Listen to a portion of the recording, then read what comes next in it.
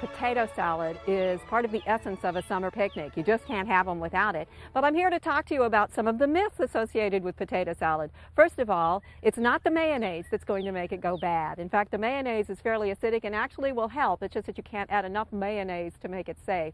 It's the eggs and the fact that you add a lot of chopped things in it and then stir it a lot and incorporate bacteria in that way that are what make it go bad. So you do need to keep it refrigerated, but lighten up on the mayonnaise in more respect than one. What we're going to do on this one is to keep some of the heat out of the house as we make it. So I actually used a microwave to do this. What I have is red potatoes because they're the best choice when it comes. Either red or Yukon Golds will work fairly well also. But they are a texture that is a waxy texture and they hold their shape when they're cooked. I want them sliced really thin, and if you've got a food processor, you could do it that way. I'm doing it the pre-food processor method, which is simply using a mandolin, and I want to get them started and using a thin slice blade. I'm not going to do them all, but as you get through here, what you'll see is that they slice nicely and evenly, and you get very even, good slices. Make sure that you've washed your potatoes well before you start because you don't want any grit in the salad. We're going to be leaving the skins on. What you do with that now, we need about a pound of potatoes, which will be somewhere between 3 to 4 if you're looking at potatoes about this size.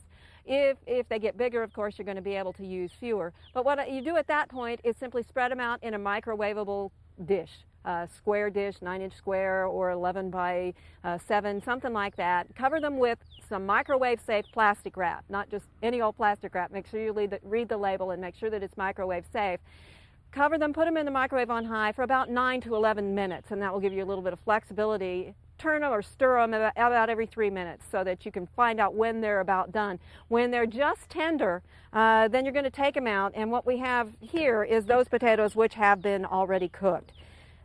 Now the trick on this is to go ahead and put the dressing on them while they're still warm because the potatoes are going to be more congenial to absorbing the flavors, so that you could do this inside a couple of days ahead if you were going camping or whatnot, but it's not going to absorb quite the flavor. It will work, but it won't taste quite the same.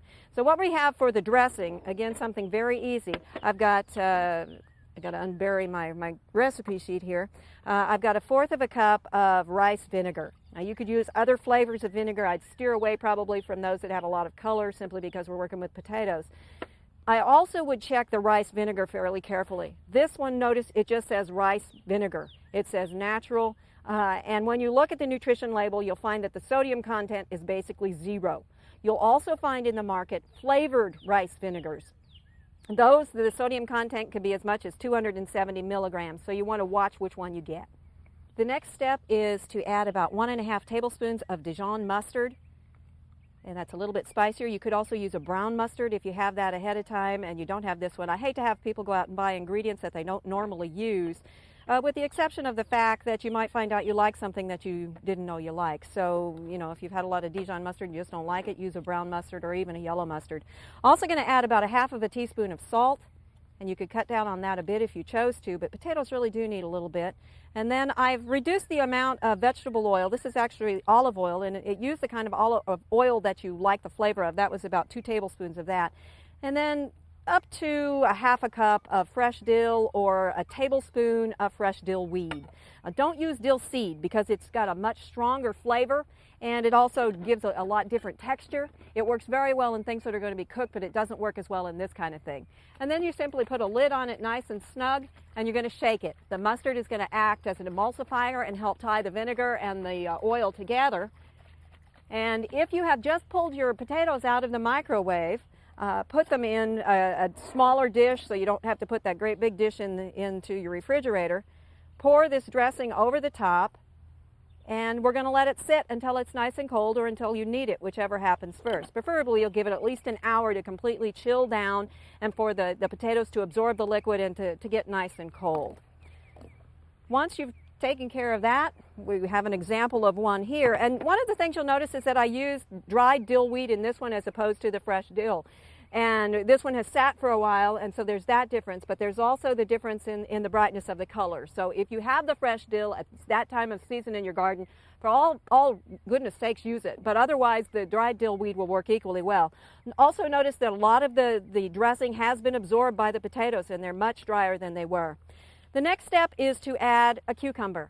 Now, whatever kind of cucumber you have and however much cucumber you like will work.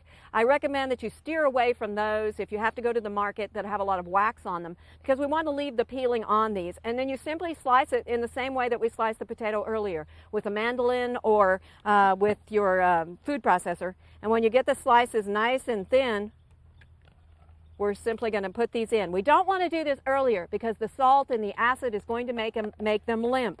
So you can do all the rest earlier, but we want to add the cucumbers towards the very end. And we're going to blend these together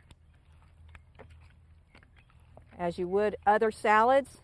Try and get some of the seasoning on all sides of the cucumber as well as all sides of the potato. It should have soaked through the potato. So even if they were a little bit stuck together during the cooking process, they should be fine. At that point, it's ready to serve. And you have a potato salad that is not the traditional mustard or mayonnaise potato salad or country salad. It's got a little bit more nutrition because we've got the cucumber added in there as well. And I think that you're going to find it's not as sweet as some of them either. So you may want to check on that just a little bit too and make sure that it's something that those people that you're feeding, children may not like it as well as some other adults. Put a little bit of garnish on there and you have a potato salad for grown-ups in the summertime that's not going to put a lot of heat into your home and allows you to enjoy the summer while you're still cool. For Oklahoma Gardening, this is Barbara Brown.